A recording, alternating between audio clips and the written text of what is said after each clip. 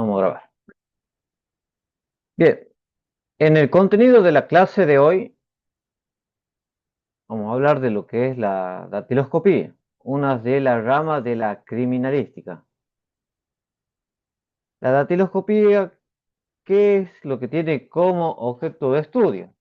Y bueno, tiene como objeto de estudio lo que es el estudio de las crestas papilares que se encuentran en la yema de los dedos, es decir, las que tenemos aquí, en lo que son en los deditos. Esta ciencia lo que dice es que cada persona tiene su propia identidad datiloscópica. Hasta el momento, hasta el día de hoy, no encontraron dos personas que compartan la misma conformación de crestas papilares. Similares, sí. Se vieron varios casos en donde se encontraron varias huellas similares, pero idénticas, no.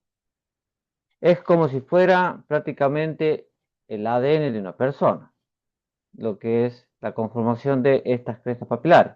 Tiene una misma característica del ADN, que es único. De los tipos de huellas, vamos a hablar justamente de cuánto, de lo que es datiloscopía, vamos a hablar de los tipos de huellas. ¿Cuántos tipos de huellas se encuentran presentes? Mayormente lo que predominan criminalísticamente son cuatro: la latente, la de impresión, la presión y la digital. La huella latente, ¿de qué consta? Bueno, la huella latente es aquella que se conforma por medio del sudor. Es decir, cuando se toca algún tipo de superficie liso, no absorbente, ya sea lo que es la pantalla del televisor, ya sea lo que es una parte lisa de la heladera, lo que es la pantalla del teléfono, lo que es la parte del picaporte, existen altas probabilidades de que se deje este tipo de huella. Ahora bien, al momento de tocar este tipo de superficie, yo toco aquí lo que es el teléfono, toco esa superficie y puedo dejar lo que es la impresión de mis crestas papilares. Ahora bien, estas huellas, al momento de justamente hacer ese contacto, pueden ser reveladas con la ayuda de reactivos. Hay lo que es carbón vegetal, se utiliza mayormente lo que es carbón vegetal, para que al momento de esparcir ese carbón vegetal en lo que es la superficie lisa no absorbente, en donde se dejó ese sudor, se va a revelar lo que es esas huellas dactilares. Ahora bien, una vez que son reveladas, estas tienen que ser fotografiadas y posteriormente a lo que es el fotografiado se procede a la posible extracción. La extracción puede salir bien como puede salir mal. Entonces se hace el intento de poder extraerla. Ahora bien,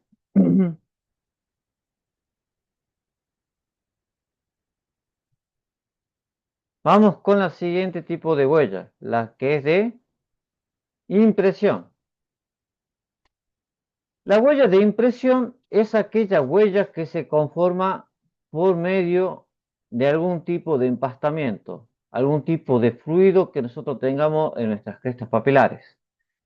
Es decir, que si nosotros tocamos tinta, tocamos pintura, témpera, al momento de tocar algún tipo de objeto, sea absorbente o no, existen las probabilidades de que se pueda dejar algún tipo de impresión, algún tipo de huella.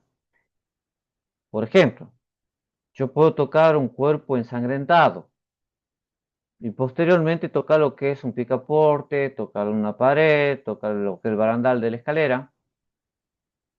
En ese caso, en esa situación, yo puedo dejar lo que es una huella en alguna de esos tipos de superficie. ¿De qué va a depender de que yo pueda dejar una impresión de mis crestas papilares? Dependerá íntimamente de la cantidad de empastamiento.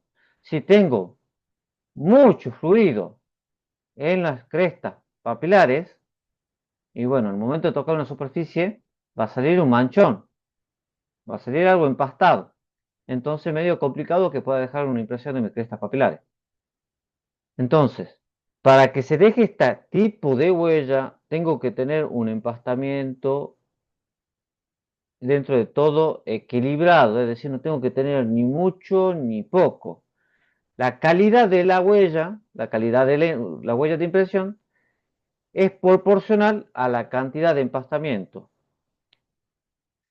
Entonces, ¿qué ventaja tiene la huella de impresión? Que este tipo de huella no es necesario ser revelada, ya está revelada. Solamente hay que identificarla, hay que poner el testigo numérico, el testigo métrico, se lo documenta, se lo describe y posteriormente se fotografía. Desventaja, que medio complicado llevársela, salvo que esté en algún objeto que puede ser transportado. Por ejemplo, huellas que se encuentren en las paredes no me la puedo llevar. Entonces, en ese caso, se me complica lo que es el traslado al laboratorio. Entonces voy a tener que trabajar con la fotografía. Pero si se encuentra en un vaso, en un adorno, en un cuadro de fotografía, en algo que puede ser transportado, bueno, en ese caso se facilita lo que es el traslado. Entonces tiene su ventaja y desventaja. Otra ventaja que tiene sobre la latente, la de impresión, que aquí se puede dejar una huella, ya sea en la piel de otra persona, ya sea en el rostro o en la mano, o incluso en las prendas, siempre y cuando se tenga el empastamiento adecuado, no tengo ni mucho ni poco, y la cantidad de empastamiento está equilibrado. Es decir, tengo el fluido no tiene que estar muy fresco, tiene que estar un poquitito ya coagulado si se tratase de sangre, un poquito seco, para que se pueda dejar una impresión ya en una prenda. Ahora, otra característica que tiene que tener la prenda, que tiene que ser una tela fina, no tiene que ser muy absorbente. Por ejemplo, en una prenda como un buzo, no voy a poder dejar este tipo de huella de impresión. Pero en lo que es en remeras, en camisas, puedo dejar lo que es este tipo de huella. Ahora bien, vamos con la siguiente, que es la huella de presión. Esta a nivel criminalístico suele prevalecer bastante poco. No se suele ver tanto la huella de presión. La huella de presión es cuando las crestas papilares ejercen una presión sobre un material moldeable. ¿Cuál puede ser este tipo de material moldeable? Porcelana fría, puede ser arcilla, puede ser plastilina y últimamente se está comercializando mucho lo que es el slime. No sé si ustedes vieron que al momento ustedes de ejercer una fuerza, aplicar alguna presión sobre este fluido, sobre el slime, se deja esa impresión de las crestas papilares, pero es momentáneo por la característica de ese fluido. Entonces, puede manifestarse, puede aparecer esta huella de tipo presión, sí, pero criminalísticamente no se lo ve mucho. Se puede conseguir una copia, se puede conseguir copias de lo que son estas huellas dactilares. Dichosamente, el argentino no tiene tanta creatividad al momento de ejercer o de conseguir este tipo, o realizar actos delictivos con este tipo de huella. Pero, por ejemplo, vamos a un caso, hoy en día, al momento de acceder a lo que son las billeteras virtuales, se lo hace, por lo general, se utiliza lo que es el registro de lo que es las huellas dactilares. Algunos utilizan lo que es reconocimiento facial, pero para facilitar un poco lo que es el acceso al ingreso, lo que son esas billeteras virtuales, tiene que ser por medio de lo que es las huellas dactilares. Entonces, en un momento, una persona está dormida, yo con plastilina, con lo que es algún material moldeable, hago la presión, consigo una copia de su impresión dactilar sin dejar ningún tipo de mancha ni nada en sus dedos. Hago una copia en donde una vez que se seca ese material moldeable, se puede ejercer algún tipo de fluido como plasticola, pongo plasticola en el molde y hago una copia de esa impresión dactilar.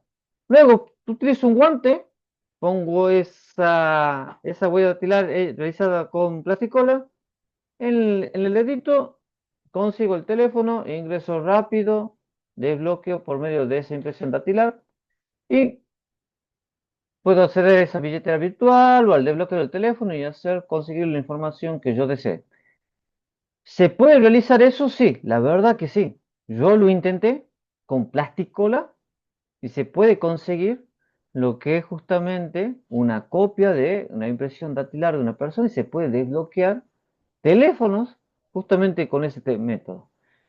Pero como le dije, menos mal que el tucumano, el argentino, no es tan creativo al momento de cometer actos delictivos, entonces rara vez es muy raro que se pueda dar.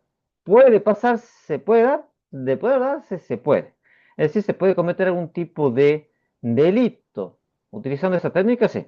En donde ahí participaría justamente el tipo de huella de presión. Y luego, por último, tenemos lo que es la digital. La huella digital es aquella huella escaneada y posteriormente digitalizada. Es decir, por lo general son las huellas que aparecen en los documentos. Cuando ustedes hicieron el documento, fueron al registro, había un escáner, ustedes apoyaron sus crestas papilares sobre ese escáner, escanearon la información de sus crestas papilares y luego fue digitalizado. Es como que le sacaron una foto. Posteriormente a ese escaneo, bueno, se adjunta lo que es su documentación en la parte del reverso, que cuando se empezó a utilizar este sistema de escaneo y utilizar lo que es la huella digital en lo que son los DNI, solamente en la parte anterior decía huella digital. Luego pasaron, lo mejoraron un poquitito y ya empezó a decir huella pulgar. Hoy en día ya se está creando lo que es un banco datiloscópico, se está dejando un registro de lo que son nuestras crestas papilares, en donde ya lo que es el procedimiento de tomar la huella por medio de lo que es empastando los dedos con un rodillo y hacer la impresión de esas crestas papilares, ya está quedando casi abandonado el método de lo que es justamente conseguir un registro, una ficha dactiloscópica por medio de lo que es papel y tinta. Hoy en día tengo entendido que al momento de conseguir el certificado de buena conducta, que es el antecedente penales, cuando van a conseguir esa información ya no le pintan los dedos, ya directamente lo escanean y tienen su registro digital, ya no es necesario estar pintando para justamente conseguir una copia. Entonces, como que el método de pintado y la impresión de estas crestas papilares va a quedar un poquito obsoleto ya con el tiempo. Yo creo que acá 5 o 6 años va a ser un método que no se va a utilizar. Si bien Si bien este método ya es medio raro que se deje de utilizar, pero para en algunos trabajos, por ejemplo, queremos saber si una persona firmó con una huella dactilar y lo único registro que se tiene de esa persona es por medio de una ficha dactiloscópica, y bueno, se tendrá que trabajar con lo que es la ficha dactiloscópica. Es como, por ejemplo, la máquina de escribir. Hoy en día documentos con máquina de escribir ya no se lo ve, quedó obsoleto, fue reemplazado totalmente por lo que es la computadora. Entonces, pero hay todavía hasta el día de hoy documentos realizados a máquinas de escribir que son objetos de evidencia física o de pruebas, entonces se tiene que recurrir justamente a la que es la metodología del estudio de las impresiones que se realiza la máquina de escribir al momento de dejarlo sobre el soporte. Entonces, a eso es necesario tener en cuenta que se deje de utilizar no quiere decir que a futuro no se realicen trabajos periciales en base a esos mecanismos. Ahora bien, una vez que tenemos una base de los diferentes tipos de huellas que se pueden presentar a nivel criminalístico, lo que tenemos que tener en cuenta es que lo que mayormente prevalecen son la latente y la de impresión. La de presión y la digital solamente suelen prevalecer más en casos de estafas. Ahora bien, vamos a hablar de lo que son los tipos fundamentales. Y En esta clase vamos a hablar solamente de los tipos fundamentales. Hay una subclasificación bastante expansiva de estos tipos fundamentales, es decir, hay muchísimas variaciones. Nosotros vamos a entrar en los 4 tipos fundamentales que en el primero vamos a desarrollar lo que es el arco.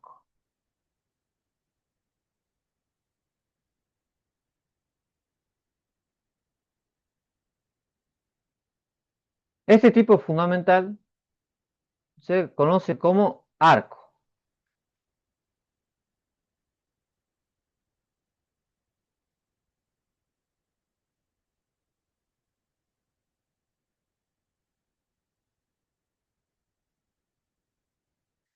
¿Qué característica tiene esta huella dactilar? Bien, la característica principal de este tipo fundamental es que son crestas papilares que se extienden de un extremo al otro por el dactilograma. Es decir, son crestas papilares que tienen este tipo de recorrido. Son crestas papilares que tienen un recorrido de un extremo al otro por el dactilograma. Carece de núcleo. De los 4 tipos de huellas, es el único que no posee núcleo. Y tampoco posee delta. El delta es un trípode de crestas papilares que se encuentra siempre al lado del núcleo. Este tipo fundamental es uno de los que menos suele prevalecer en lo que son en los dedos de las personas. Es decir, es uno de los tipos más raros. Solamente una vez me tocó tomar impresión en Alberdi antes de la pandemia, en donde a una persona yo le tomé lo que es la impresión de las crestas papilares y tenía arco en los 10 dedos. Es decir, tenía este tipo fundamental en los 10 dedos. Solamente vi un caso, una persona que tenga esa característica. Entonces, este tipo, al momento de encontrar este registro, es fácil llegar a lo que es la identidad dactiloscópica en esos casos. Ahora bien, ¿cómo es su clasificación? Bueno, dependiendo en qué dedo esté este tipo fundamental, va a tener su clasificación. Si nosotros tenemos un tipo fundamental en el dedo pulgar, este va a ser clasificado como arco. Si nosotros tenemos este tipo fundamental en el dedo pulgar, será clasificado como arco y se lo va a clasificar con la letra A para el dedo pulgar y con el número 1 para el resto de dedos. Es decir, que si yo tengo un arco aquí en el dedo pulgar, lo voy a clasificar con la letra A. Si yo tengo un arco, ya sea en el dedo índice, en el mayor, en el anular o en el meñique, lo voy a clasificar con el número 1. Esto es necesario tenerlo en cuenta para cuando en la próxima clase presencial nosotros nos hagamos la impresión de nuestra ficha dactiloscópica y la clasifiquemos. Entonces, si usted es el momento de hacer la impresión en esa ficha dactiloscópica y ustedes tienen un arco en el dedo pulgar, bueno, se lo va a clasificar con la letra A. Y si nosotros tenemos un arco en el resto de los dedos, lo vamos a clasificar con el número 1. Ahora vamos con lo que es el siguiente tipo fundamental, que es presilla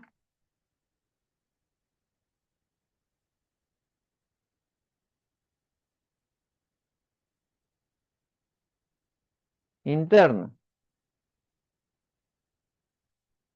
Características de la presilla interna. Que este tipo fundamental ya posee núcleo.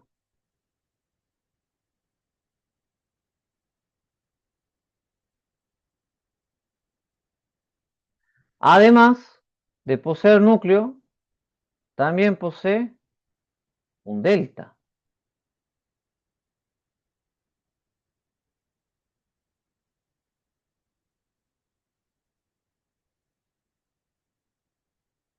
Lo que le hice en rojo es el núcleo. Y lo que le hice en morado es el delta. Bien. Características de lo que es la presilla interna. Bueno, las crestas papilares que conforman su núcleo nacen del lado izquierdo del dactilograma, avanza hasta un poco más del centro, realiza medio giro y regresa al lado izquierdo. Es decir, todas esas crestas papilares que conforman el núcleo forman esa pancita. Posee su delta hacia el lado derecho. ¿Cómo se lo clasifica? Bueno, dependiendo. Si tenemos una presilla interna en el dedo pulgar, va a tener una clasificación. Y si tenemos una presilla interna en el resto de los dedos, va a tener otra. En el caso de que se encuentre una presilla interna en el dedo pulgar, se lo va a clasificar con la letra I. Entonces, si tenemos aquí una presilla interna, se lo clasifica con la letra I. En el pulgar siempre se van a utilizar letras. Y si tenemos una presilla interna en el resto de dedos, se van a clasificar con el número 2. Entonces, si tengo una presilla interna aquí, lo voy a clasificar con 2. Si tengo una presilla interna en el mayor, lo voy a clasificar con 2. Entonces, si tengo en el anular, también lo voy a clasificar con 2. Y si tengo una presilla interna en el dedo meñique, lo voy a clasificar con 2.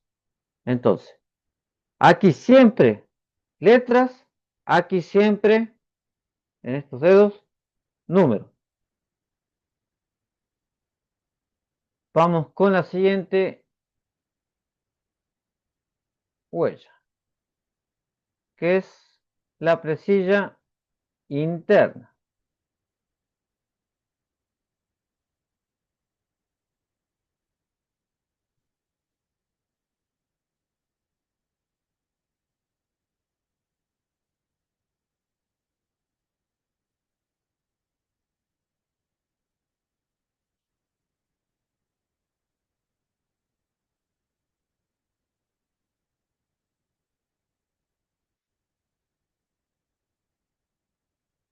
Para los que se conectaron hace poco o se conectaron tarde, no se preocupen. Yo la clase la estoy grabando. Una vez que termine la clase la voy a subir a YouTube y lo voy a subir a la plataforma, así lo puedan ver, porque esta clase es fundamental para la práctica de datiloscopía.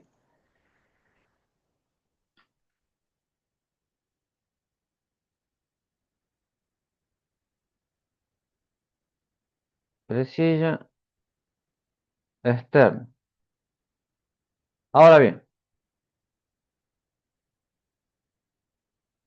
en la presilla externa, ¿qué es lo que tenemos que tener en cuenta?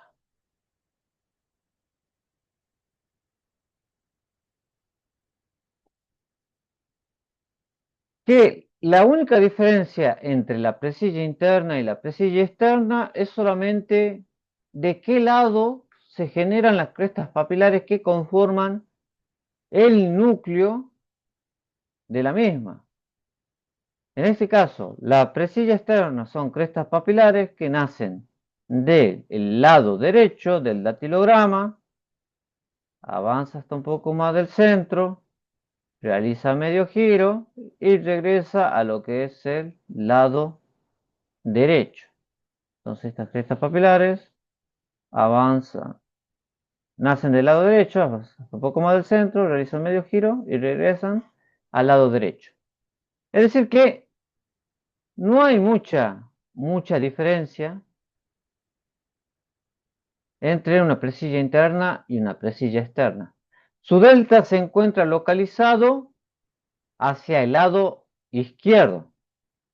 Entonces lo que es la característica principal de la presilla externa es bastante sencilla, es fácil de identificar, tanto la presilla interna como la presilla externa. A nivel criminalístico, estos dos tipos de huellas suelen ser lo que mayormente suelen manifestarse. Es muy raro que una persona no tenga una presilla interna o una presilla externa en su dedo. Ya cuando toque lo que es la práctica de datiloscopía, de impresiones dactilares, ahí ustedes notarán que sí o sí van a tener, quizás en todos sus dedos tienen lo que es presilla interna o tengan presilla externa. Ahora bien, ¿cómo se clasifica? Se lo va a clasificar del siguiente modo.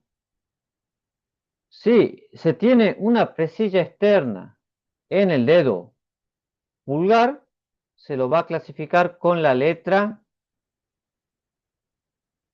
E. Entonces, si se tiene una huella de presilla externa en el dedo pulgar, se lo clasifica con la letra E. Si se tiene una presilla externa en el resto de dedos, se lo va a clasificar con el número 3. Entonces, tengo una presilla externa aquí, sería E. Tengo una presilla externa aquí, sería 3. Presilla externa aquí, 3. Externa, 3. Externa, 3.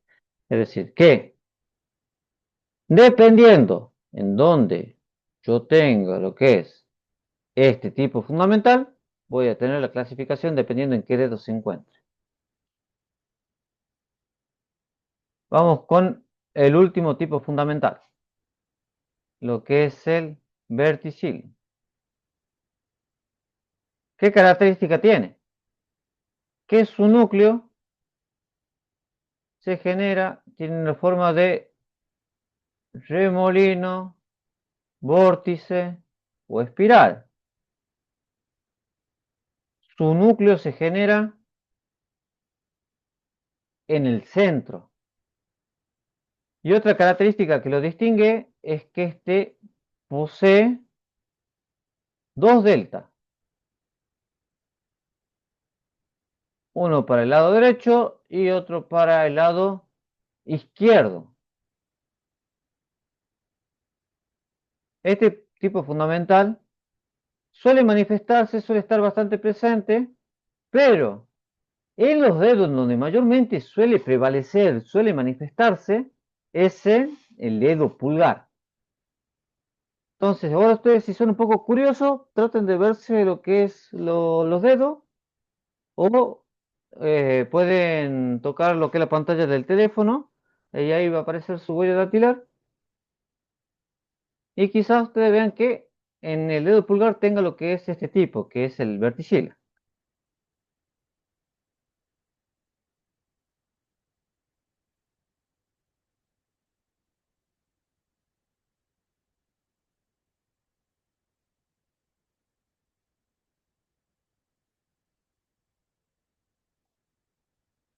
Ahora bien, ¿cómo se lo clasifica?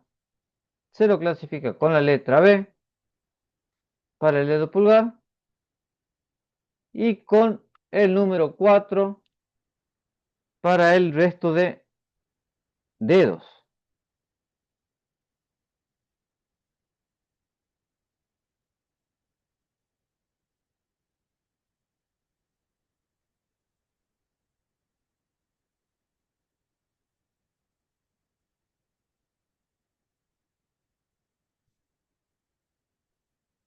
Ahora bien, entonces,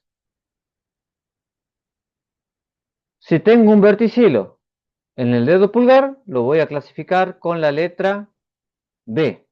Si tengo un verticilo, ya sea en el dedo índice, en el mayor, en el anular o en el meñique, lo voy a clasificar con el número 4. Entonces, dependiendo qué tipo fundamental tengamos, vamos a clasificar nuestra ficha datiloscópica en la práctica. ¿Cómo sería esa práctica que vamos a realizar? Bueno, cuando lleguemos a la práctica de datiloscopía, yo llevaré lo que es una ficha, en donde esa ficha será una ficha de 10 cuadrantes,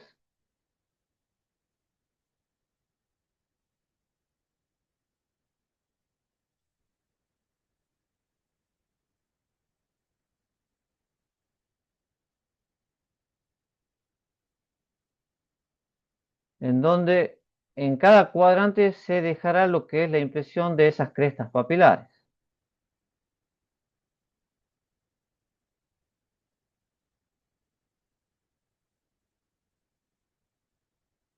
En estos cuadrantes, cada uno tendrá lo que es un subcuadrante en uno de los extremos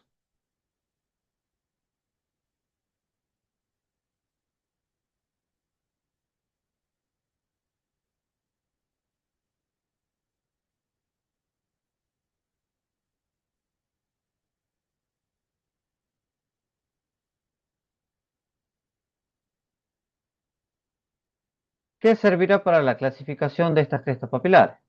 Entonces vamos a practicar un poquitito.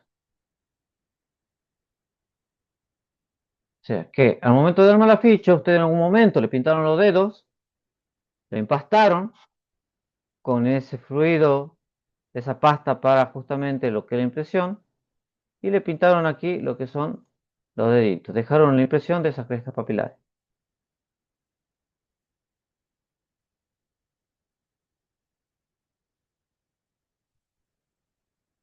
En donde en la ficha se utiliza para cada dedo, en el caso de que una persona tenga justamente 10 dedos, en donde en una parte, la superior, por lo general se lo utiliza para la mano derecha y para lo que son los cuadrantes inferiores, mano izquierda. Y el primer cuadrante es para el pulgar, el siguiente es para el índice, el siguiente es para el dedo mayor, el siguiente es para el dedo anular y el último es para el meñique.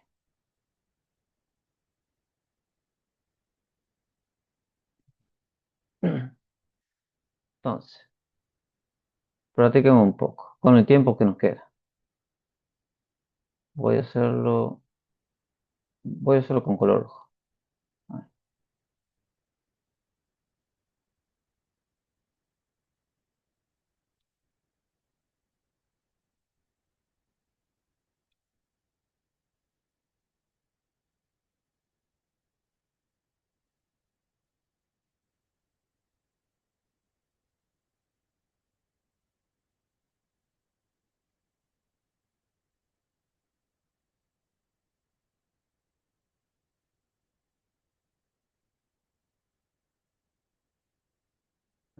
A ver, vamos a poner aquí un verticil.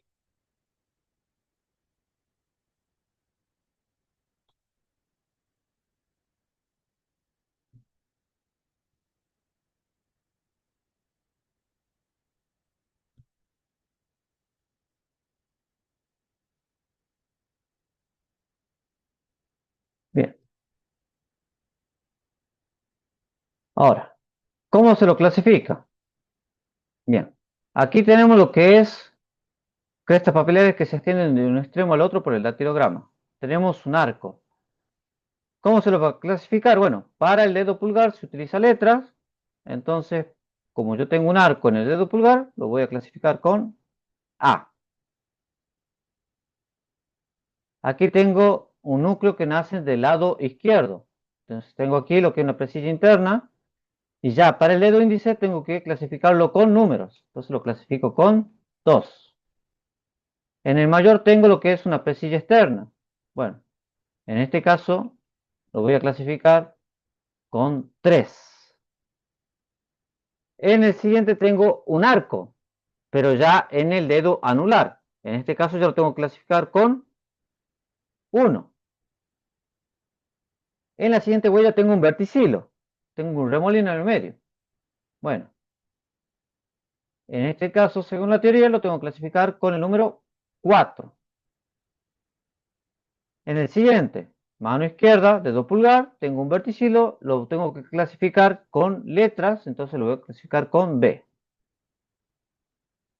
En el siguiente, en una presilla interna, lo voy a clasificar con el número 2 para este dedo. En el siguiente tengo lo que es un arco, lo tengo que clasificar con el número 1. En el siguiente tengo una presilla externa, lo voy a clasificar con el número 3. Y el último tengo un arco, y bueno, según la teoría, el arco se lo clasifica con el número 1. De esa manera quedaría la clasificación de el código, justamente el código dactiloscópico de esta persona. El código dactiloscópico se lo consigue por medio de la combinación de tipos fundamentales que nosotros tengamos en